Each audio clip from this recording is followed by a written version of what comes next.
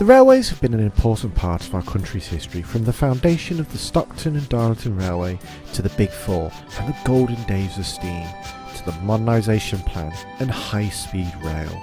But with steam engines retired on the national network and preservation lines providing people with a look into the past and keeping the history of the railways alive, one part of the UK is a unique case when it comes to the railway motive power. Found just off the west coast near Barrow-in-Furness, the island of Sodor stands out in railway preservation as being the only railway still running revenue-earning steam services alongside diesels and electrics of older classes on a daily basis. In this series we look at the North Western Railway, its mainline and its many branch lines, as well as the narrow gauge Scarlow Railway and the Arsdale 15-inch gauge line. This is the history of Sodor.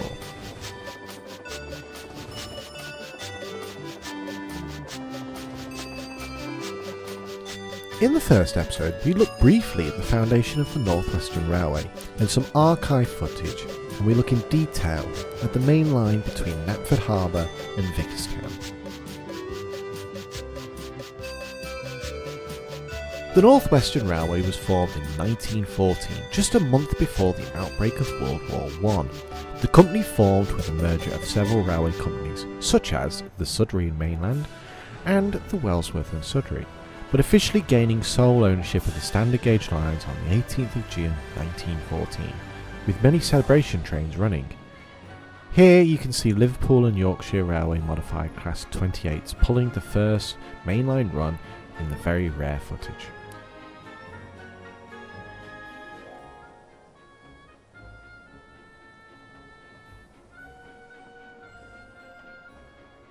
This engine would become NWR No. 5 James, famous for crashing into a cow's field after his brake blocks caught fire before being repainted into a stunning red livery. He would then be downgraded to a mixed traffic engine when bigger engines joined the line. Over the years the engine roster grew, with Furness Railway K2 Edward joining the fleet. Seen here not long after joining the line, still in his Furness livery. He helped build the Wellsworth Harbour while on loan, before being bought by the Wellsworth and Sodor Company and being transferred to NWR ownership on the merger. He became the de facto express engine with James for a few years, getting painted into a striking blue livery. Originally the engines didn't have numbers on their tenders, but soon would gain them, with Edward becoming the No. 2 engine. Eventually bigger engines would join the NWR, as others would be withdrawn from service.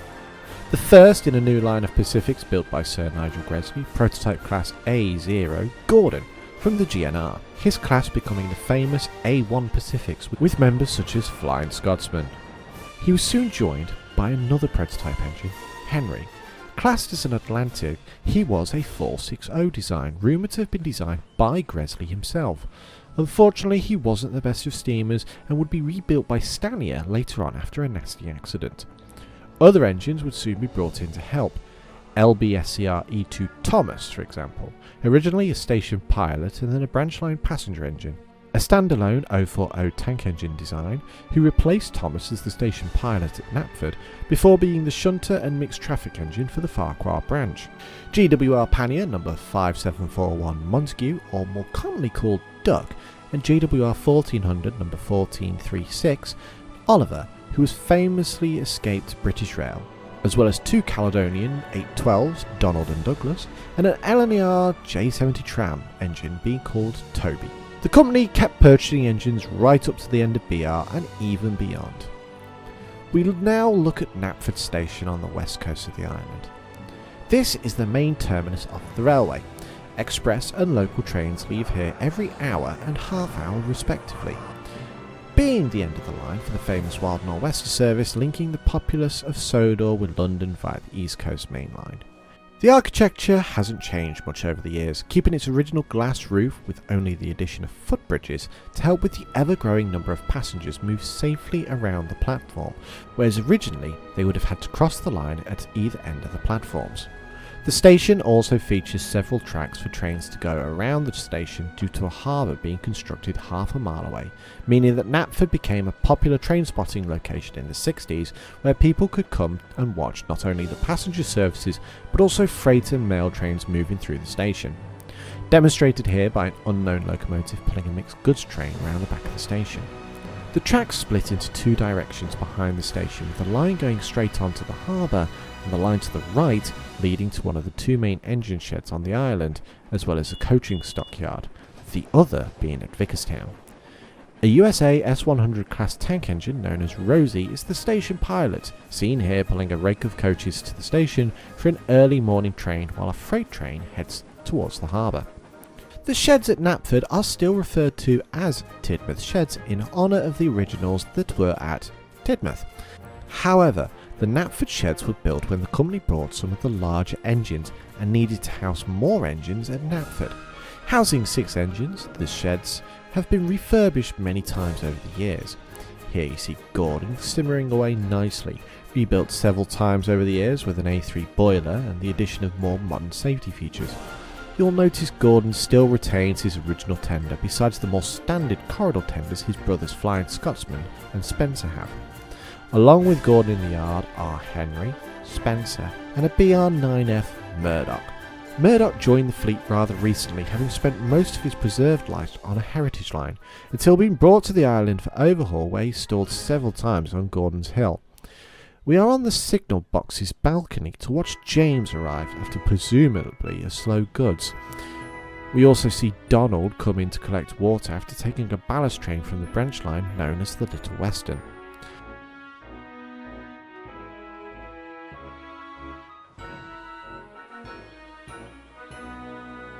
Behind the sheds is the railway's main coaling facility, with some more sidings and yards for industries to load and offload their goods. As our camera crew move over there, Henry can be seen backing down to the hopper to load his tender. This is the largest coaling facility on the island, with smaller chutes dotted around or having to load the engines by shovels. There is, however, another coaling tower at Vicarstown. Knapford Harbor is one of 2 harbours on the island. Knapford focuses primarily on freight traffic, with 2 diesel engines working the yard as shunters, BR Class 08 Diesel and BR Class 14 Iris. The 2 work day and night moving the trucks around to make sure the goods get to where they need to be on time, working side by side with the Zero Marine Tugs Company. Here you see Henry again in the early 2000s pulling the island's famous fish train, the Flying Kipper. It was this train that resulted in Henry being rebuilt at Crewe after a signal failure caused Henry to collide with the back of a goods train. This is also the location of a famous incident known as Percy Takes the Plunge, made famous in the railway series written by Reverend Audrey. Moving back to the station now, we see Gordon preparing for an express train. A sight common through the years, more express trains have joined the fleet. We see the BR Class 43's Pip and Emma pulling into Platform 4 with the Down Express. The Class 43 being nicknamed the 125s or the HST due to being the first successful high-speed trains on the network. Come the early 2000s, the 125s were being pushed into secondary duties as newer classes of modern multiple units took over the express passenger services. Pip and Emma were to be moved to Scotland under ScotRail until the NWR purchased them from Cross Country, reverting them back to their BR blue and yellow livery. The pair now help out with the express service from Vicarstown to Knapford and sometimes the extended service to Barry and Furness. Our cameraman had to move quickly to capture the next train in, the morning commuter tram from Knapford to Elsbridge, pulled by Toby. L&ER J70 steam tram were built by GER to run the Wisbech tram line, Toby being one of the last trams running before the line shut down and the class was scrapped. However, Toby was saved at the last minute by the railway's director, who was on holiday at the railway for its last run. Toby now runs from Knapford up to Elsbridge during the early morning commute and the evening rush hours, helping workers get to several farms and dairies, with the odd local passenger train being sent up the line to a small lake during the summer tourist season, usually pulled by another GNR Atlantic, Alice. We leave Knapford for a good filming location down the line, Henry's Tunnel, known for the fact Henry was blocked in the tunnel. No official reason was given, but rumours say it's due to the fear of rain. There are several vantage points on this part of the line. One is on the side of the lake looking at the railway, the other is looking down from the top of the hill. It's a popular location for photography as the trains get a good speed up and the sound from the engines echoes nicely in the small valley.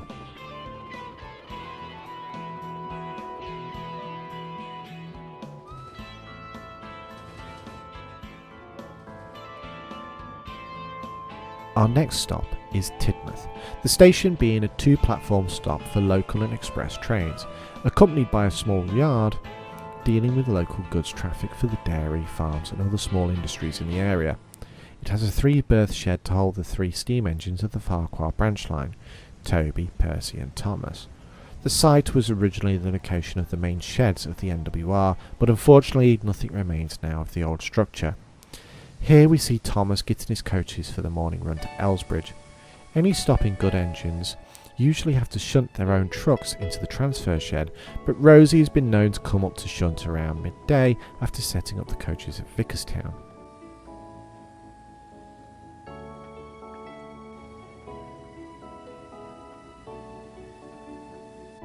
Percy will usually depart the light engine before diverting off to another little branch line that leads to Elsbridge, leaving the main line clear for any morning traffic.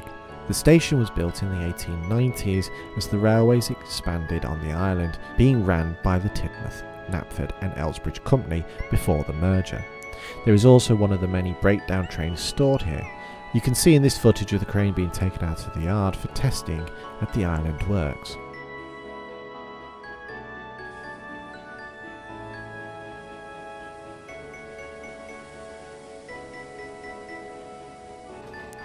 As said earlier, with no dedicated shunter, engines need to shunt their own train. Here you can see Eric doing some extra shunting between his duties. Alice also comes off the branch line with a small goods train that was diverted off the main line.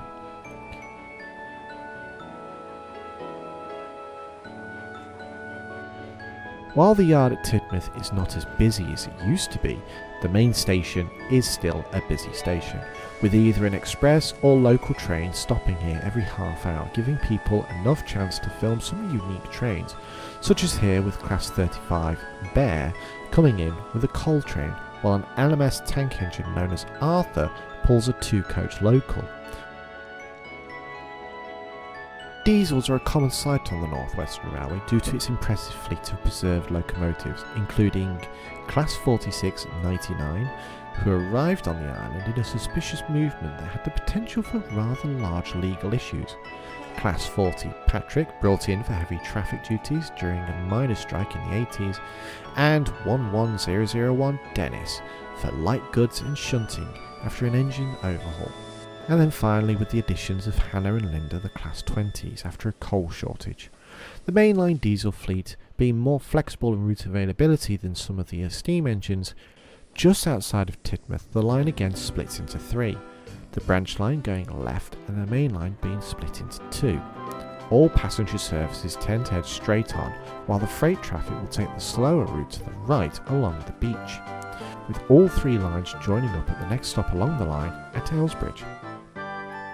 This country station has 4 platforms, 1 branch line and 3 for the main line, as well as a medium marshalling yard that serves both the main line and the Farquhar branch line.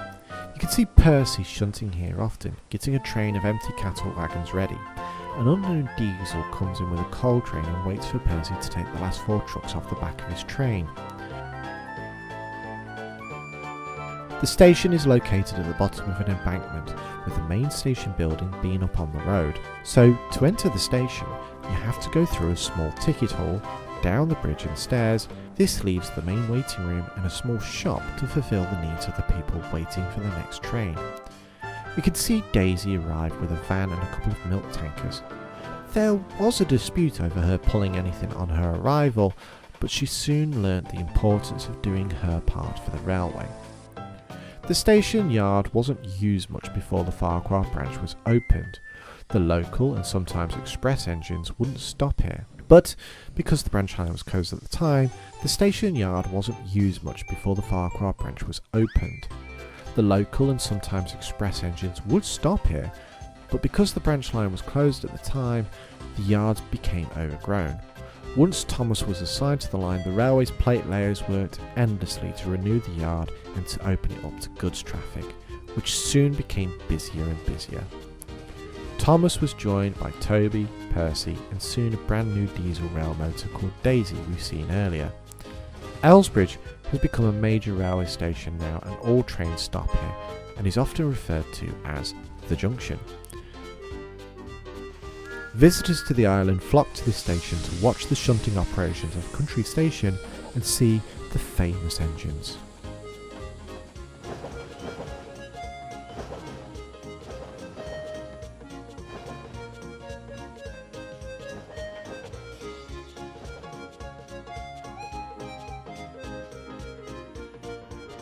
Crosby is easily overlooked at times with rail fans for having such a small yard and having no real interesting features to it.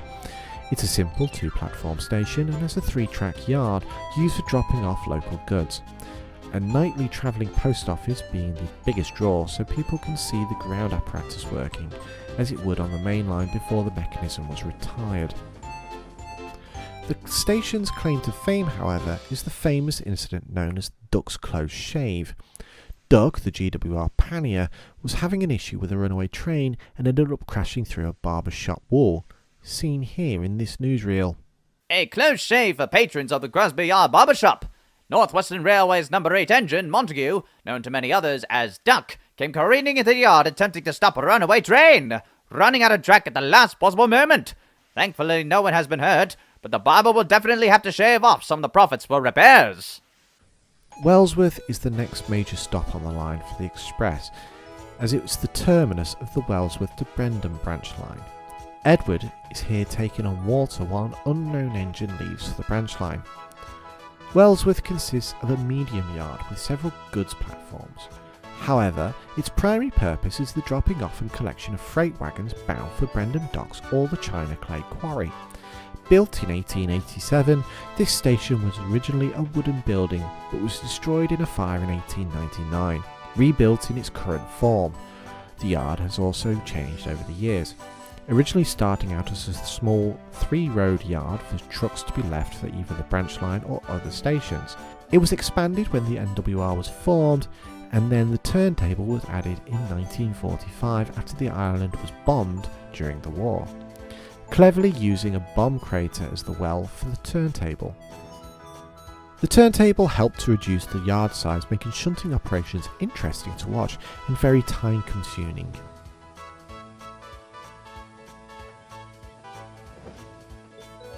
It is common practice that some goods will be added to passenger trains on branch lines to reduce the number of movements on such a short branch line. Wellsworth is also an important stop for one other reason: banking. Between Wellsworth and Maron Station is an incline that is notorious for stalling engines mentioned earlier, now known as Gordon's Hill. Stanley is the resident engine, shunting at Maron or Wellsworth. He is seen here pushing a disgruntled Gordon over the hill after getting stalled in wet weather. The Brendan branch line starts just outside the station at a level crossing that has a rather tight turn. Photographers love coming to this location to get shots of the trains coming off the branch line. While classed as a branch line, it is strong enough for engines like Gordon to head down.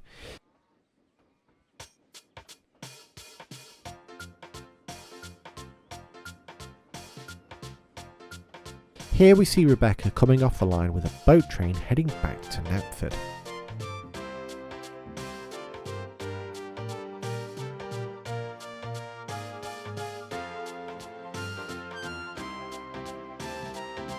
We now visit Gordon's Hill. One of the steepest grades on the island required banking on most large goods trains and even some passenger trains. Engines bark up the hill, especially on the climb from Wellsworth.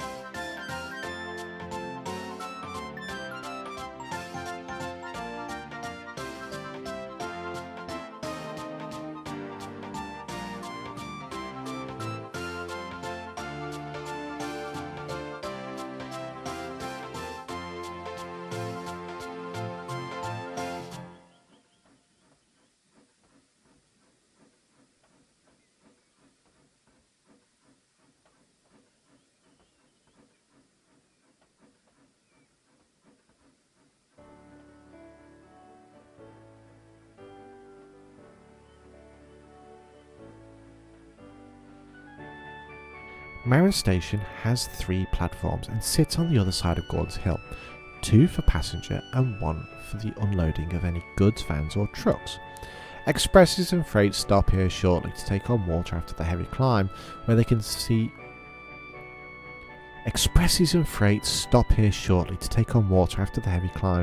can use up a lot of the vital liquid, or they stop to wait on the banking engine to come from Wellsworth Station if heading in the opposite direction.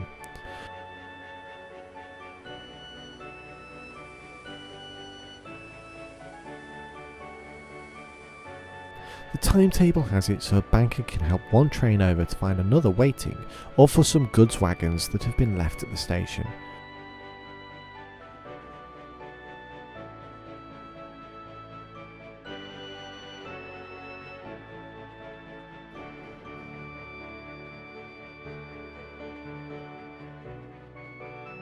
Here we see Bear waiting with a coal train for Edward to help him over a steep hill, giving passengers a good chance to get up close with the famous engine.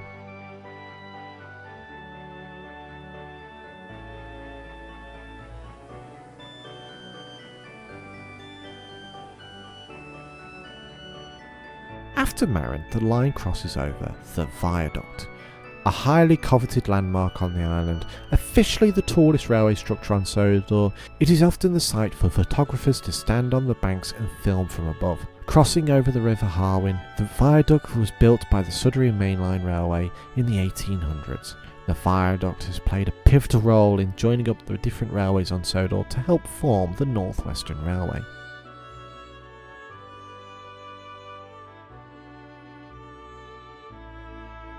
Cronk is a small hold and rest stop for engines. Local trains are the only stopping passenger trains besides the freight traffic that stops to drop off or collect trucks due to a small fabric company next to the line. Often diesel engines are left here overnight. Cronk only serves the local village, however tourists do like to come to the little station due to there being a castle ruin just outside of town. Further up the line is Kildane with a 3-platform station, a small diesel works and a small yard. This is the most modern station on the island, having just finished a rebuild after a fire burnt down the old station building. A lot of the old features have been reused where possible, but the interior, ticket office and station master's office are all very high tech. Some even say that the station is more up to date than the stations in London. Kildane was open to the public 2 years after the NWR was formed. The yard was recently been upgraded to include the use of overhead lines for the use of electric engines of the Peel Godred branch along with third rail. The area was originally used for the local industries to load and offload their goods. However, as the town grew, there was an increased demand for commuter traffic, so the board agreed to build a 2-platform station. With the addition of the Peel Godred branch line, however, that was extended to 3 platforms to accommodate the extra traffic and run around without impacting the main line running. The branch line platform forcing the railway to construct a turntable that was once the site of a small tea room for the yard's workmen. Paxman the 08 shunts here and takes the electric engines down to the small workshop if needed.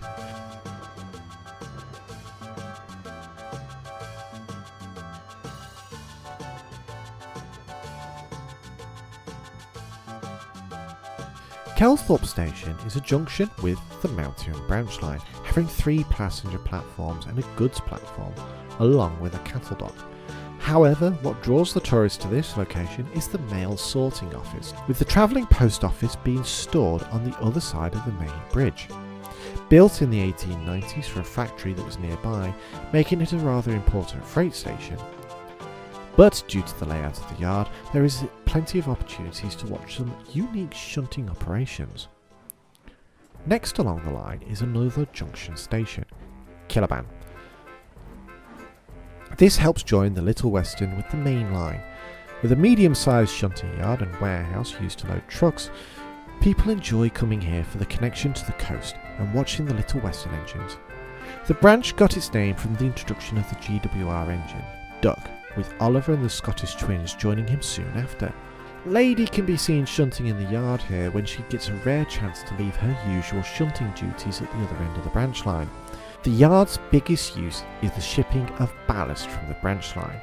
The NWR uses a lot of its own ballast to fix their track, but there is also a loading area for external wagons to come and be loaded up and exported out to the mainland. Trains will come from the mainland using their own locos to haul the trains and help load the necessary goods. A more modern feature on the island is the engineering marvel of the Sodor suspension bridge, rebuilt in the 1980s after the original viaduct collapsed. The viaduct was built in the 1890s and was designed by Isambard Kingdom Brunel. However, while originally a strong design, there was later found a major defect in the mortar that held the bridge together. Over the years, it absorbed more water than planned and slowly degraded away, with the larger arch falling away under a light engine that then fell onto a barge. Unfortunately, there are no pictures of the engine on the bridge as it collapsed. The railway needed the main line back up and running quickly, and had architects and engineers in quickly to design a new bridge, with British Rail assisting with the cost of the rebuild and even a grant from the Thatcher government. The engineering company Gold, Galliers and Larson won the contract to design and build the bridge, and it was completed 2.5 years later. However, it has not been a successful bridge, with at least one full collapse of the main span in its lifetime, but with more modern technology it is now monitored 24/7 for any abnormal movement. Cabal New is a small, sleepy station, which is the terminus of the Norranby branch line, where the Pacer twins collect passengers from the stopping local trains.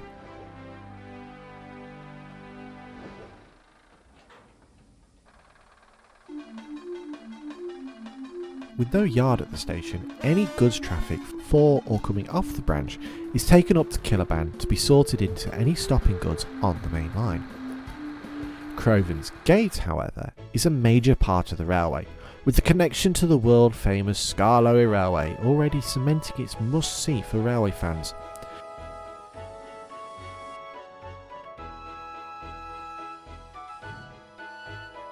The NWR's main workshops are also here, with the carriage works for all their rolling stock, as well as the main steamworks. All of the island's steam engines will be seen here for regular clean-outs or overhauls and repairs, along with the coaches and trucks. Kildane is the diesel shunter for the works, having been transferred from Barrow, and will also shunt out in the yard, for parts being left behind by the engines. Built in the 1860s, the station has 4 mainline platforms and are transferred to the Skarloey Railway. Over the years, they are expanded with more industries, and the NWR decided to build their main workshop here. Now it is a major industry centre on the island with many factories and warehouses. Over the years, the yard was redesigned multiple times and now houses a small transfer shed with a raised section of narrow gauge track for the Skarloey Railway to load and offload goods from their railway to the bigger engines, shown here with Rusty taking some loaded vans out of the shed.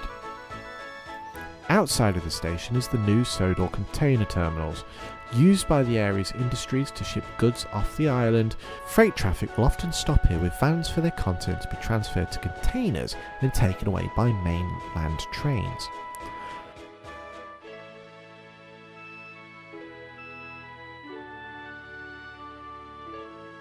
The yard only just opened, and due to the extent of goods being exported, it expanded under the main line to another loading area on the other side, which used to be a previous storage siding. You can see the old track bed still in place with some rails and equipment on it.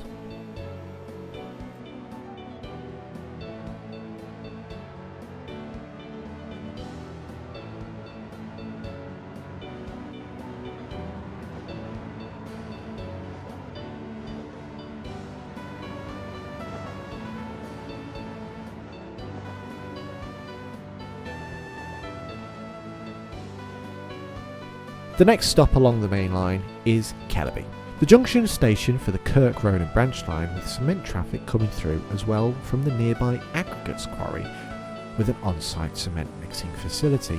The station was built in the 1920s and hasn't changed much over the years. When the Kirk Road and branch was shut down in the 60s, the station did grow quieter and the yard area was removed. However, on its revival, a small yard was added back just to transfer goods from passing trains.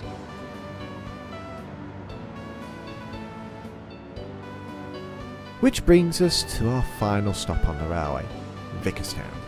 The recently rebuilt terminus of the NWR is one of the busier on the line, with the express and local traffic terminating here, along with the Great Waterton branch line connection and the mainland service from Barrow in Furness. Made up of 6 platforms, the original station was built in the 1880s, with a newer one being built in the 2020s, with all new roof and modern amenities, but still keeping that old world vibe. To go along with the rebuild of the station, the NWR built a diesel motive power depot for all the diesel traction on the line to be housed and worked on, instead of trying to get into the steamworks at Crovan's Gate, much to the diesel's delight. On the opposite side to the station from the diesel works is the steam sheds, famous for being the location where Gordon rolled off the turntable. That ditch has since been filled in, with a new line laid over it, with the addition of a new coaling tower built to the same specifications as the one at Knapford, decreasing the turnaround time for engines at this end of the line. Philip, the steam sentinel, can be seen here shunting trucks to the hopper to be taken up the lift and unloaded. Philip is a recent addition to the island after overhaul on a heritage railway and the NWR having a shake-up of its engine roster. Previously, Ryan was the shunter at Vicarstown and was overpowered for this role. The yard is the final stopping point for goods traffic on the island before being transferred to the mainland or other destinations on the island. With the Great Waterton branch having a fishing village up at the other end of the line, a lot of vans do come into the yard to have the fish transferred to mainland wagons or to be shipped to fishmongers on the island. To go besides the fish is the coal traffic from the coal mine, using the coaling tower once a week to load a mainland train to be taken off for steelmaking and other uses. Finally, the main depot for the track maintenance teams are located here, with multiple road rail vehicles and diggers stored at this location, and a small siding for a tamping machine. Daily teams depart here to keep the line operational all year round. And so ends this episode. Thank you for watching. Next time, we'll be looking at the Farquhar branch.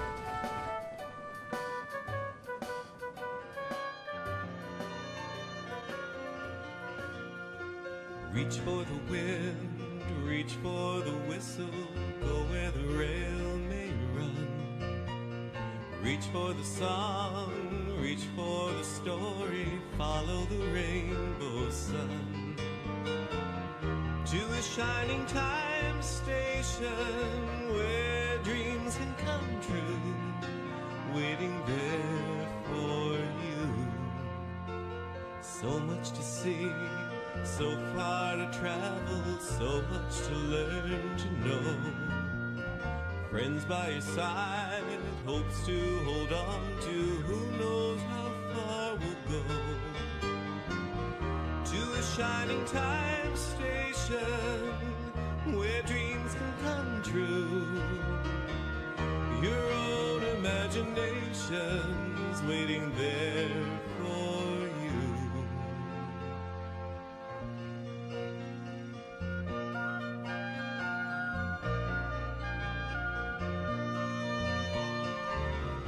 To the shining time station where dreams can come true.